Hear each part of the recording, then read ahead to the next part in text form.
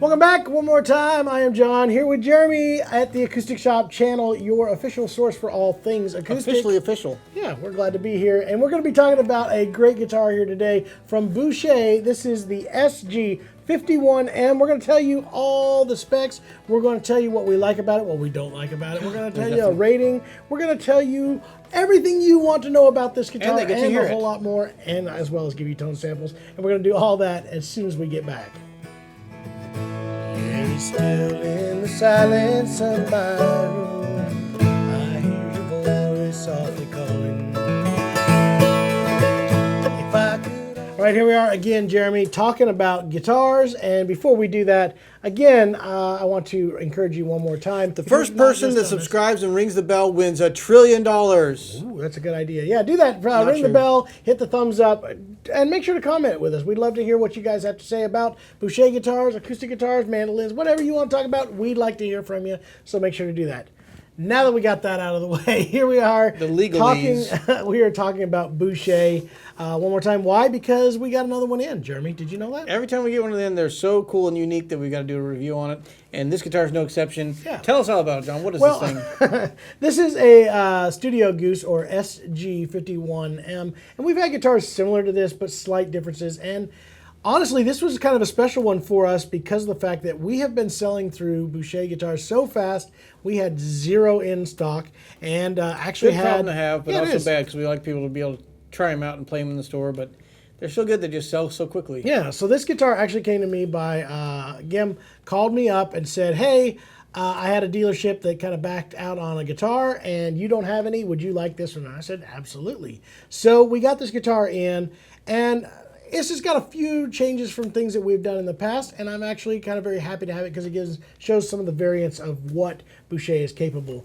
As the 51, it makes it a rosewood sides and back, in this case, Indian rosewood sides and back with an Adirondack spruce top. But in this case, we're going to be dealing with an M package, which is their master pack. This is master grade Adirondack spruce top. And kind of makes it a little bit different because we've been doing so much of the gold series, which gives you that torrefied. This one gives you a little bit more brightness, sparkle, a little bit different tone. Yeah. And glad to have it. SGs are great guitars. One of my favorites. This is also a little bit unique in that they have been recently experienced, and we've seen 3 now with a brand new mold that they have done for their orchestra models.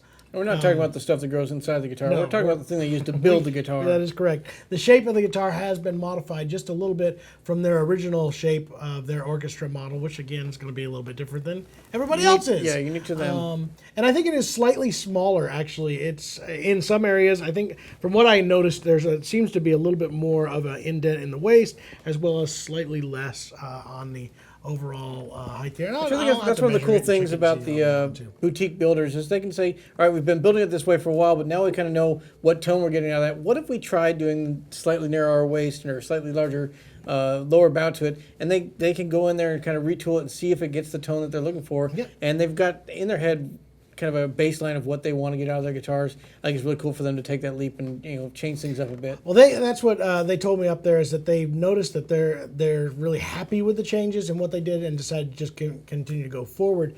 What I've noticed so far as me personally, is a little bit more front projection as well as a little bit more balance, less of that scoopy low mid area, and I think a more just an even tone. That's my personal opinion on that. What I'm going to do right now is kind of run down through these specs for you a little bit right now. As a SG-51-M, this one's prices out at $48.99. It is an orchestra model body shape. I like to say OM. OM, yeah, same sort of thing here. Anyway, Master Pack gives it a master grade Adirondack top with the back and sides being East Indian rosewood. The neck is going to be the South American mahogany, as well as an ebony fretboard and bridge. The binding on this is also nice. Yeah, also the ebony. You're correct on the head plate. We do have koa wood bindings with some really nice purfling to go along with it. And it has a two-way truss rod on yeah, that's where we're at. It's a solid ebony fretboard and bridge, like you mentioned. Yeah, I did.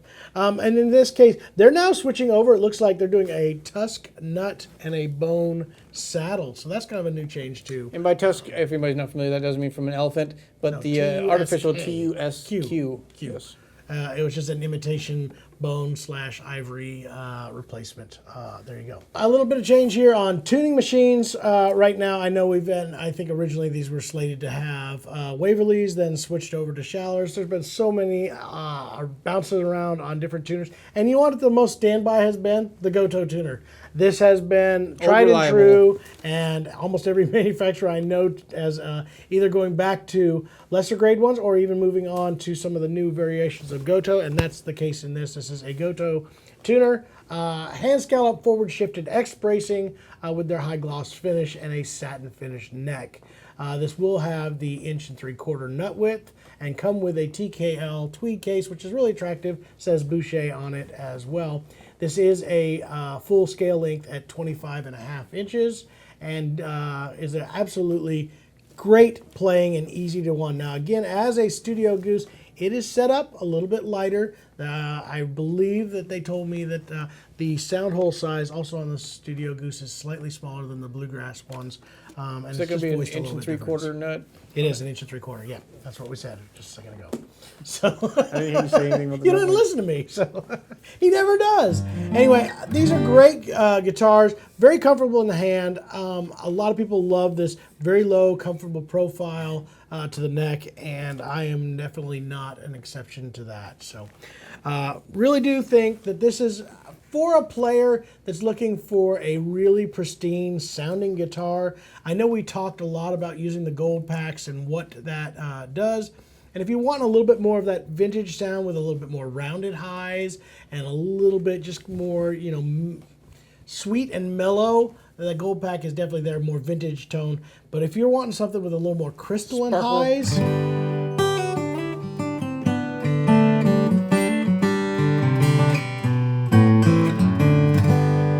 make a great studio guitar. Absolutely. I think aptly named. Yeah, absolutely. So again, this is not necessarily, this is a boutique level guitar, but I don't find this to be like that collector's case. This is like one that you're looking for all the things you need in a high-end guitar in the right package, and that's the reason why we get that master grade setup.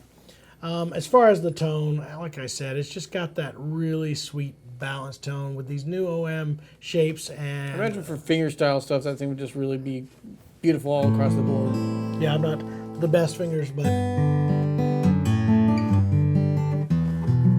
yeah, it's not overpowering on the low end. Yeah, it's really sweet, absolutely, all the way balanced around.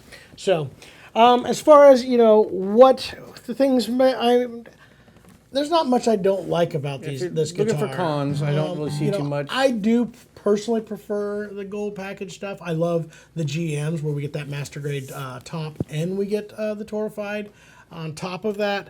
But I also recognize some of this clear sparkle and cleanness that you can get. And for a recording session, I actually think I may prefer this just to sit and listen to. That's probably my personal one.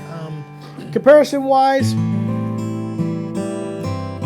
this is a different sort of sound. I want to say this one kind of leans more on the Collings type of tone in their OMs, except a little bit more balanced, like I said. Tons and tons of projection. But if I was kind of going to lean towards a direction of a tonal characteristic of a brand, I would say it's more towards that Collings deal. It has a more modern sound and feel all the way around, and just a great, easy to play, easy sounding instrument that, it does a lot. But obviously with the OM body, this probably isn't considered like the flat pickers guitar or the big rhythm players. It could do that job, but we've talked about this in the studio. A lot of times you would do that where you'd have, if you're doing two guitars, stacking them or layering them, you have that big fullness of your dreadnought. Something like this, maybe capo it up a little higher, would just give you that different tone and that totally different feel to it. So, and with the SG setup, it's a little bit on the low side for me, as you guys can hear. I tend to overdrive it a little bit, but can easily be set up a little bit higher and give you a little more. Or for people with good technique, it's set there's that perfectly. too. That's probably exactly what you want. So let's kind of get into our scoring here and talk about how would you rate the tone of this guitar? We talked a bunch about the whole video, but now I need you to put a number on it. It is a pristine sounding guitar. Liz was actually playing it this morning, and we were all just sitting there and admiring how easy it is to get what you're wanting to play out of this guitar, and I think that really lends itself really high. So for tone wise, I'm actually going to give this a 5. This is one of the more powerful and sweet sounding OMs I've played. It does have a beautiful tone to it. I'm going to go with a 4. I always, on my guitar, mandolins I seem to go a little high on ratings. I play it safe on guitar because I don't know how to play it, so I'm going to say a 4. Setup and playability, again, I said this is a little bit on the low side for me. I know that the right person, this is perfect. It's a perfectly set up low one, so I gotta give it a knock just because it's too far for me. And all this is based on your own personal thoughts and preferences. So I'm still gonna give it a 4.5, but that would be me. So. I would give it a 4.5 too, but it just, for me, I probably prefer slightly lower action than you do. Yeah, but even still, to me, this is very, very low and super easy to play. So it's on the very bottom of that. So if that's what you're looking for, probably a really good one. Build quality, it's a Boucher guitar. It's a clean on the inside as it is on the outside. There's just, I went through this thing all the way through, and I didn't see anything that I did not care for. So this gets a 5 from me. So I would agree that I can't knock anything that Boucher does. They are very meticulous on their build, between the finish, the binding, just overall build quality. I'd say 5 as well.